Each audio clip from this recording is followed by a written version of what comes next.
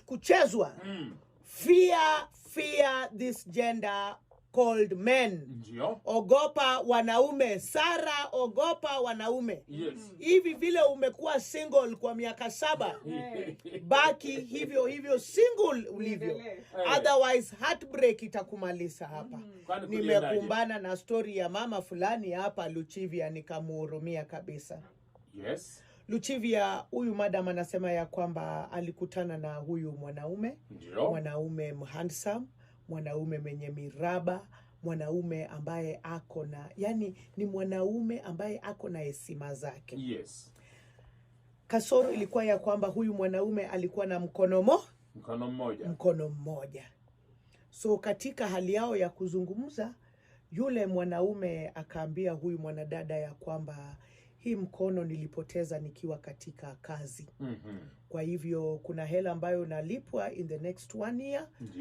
Ambayo hii kampuni mali nilikuwa nafanya kazi wanaenda kunilipa milioni 12 in 1 year. Yes. Milioni ngapi? 12 million. 12 million wanaenda kunilipa fidia ya kupoteza mkono wangu in the next 1 year.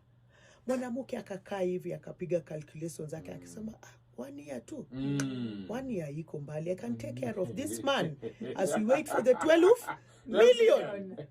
Akawa anaambia mwanaume, don't worry babe, I will take care of you wakati tunangoja fidia. Yule mwanaume akamshukuru, wakaanza maisha Luchivia.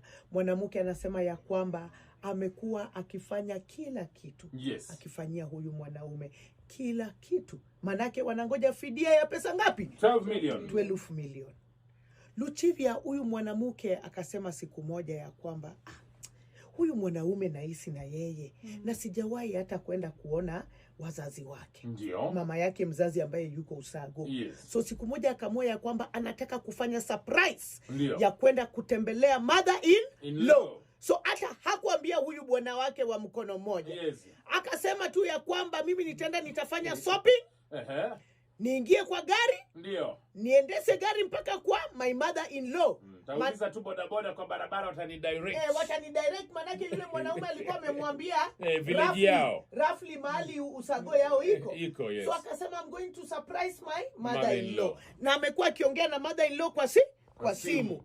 So anajua mother-in-law yuko, mother-in-law pia anajua ya kwamba anaishi na kijana wake. Yes. Sasa huyu mwanadada akachukua weekend moja akasema I'm going to surprise my mother-in-law. Ndio. Ameenda akafanya shopping. Amefanya shopping. Akaenda kwa kina mwanaume. Bila hata mwanaume kujua. Amesema this is going to be a surprise. Luchivia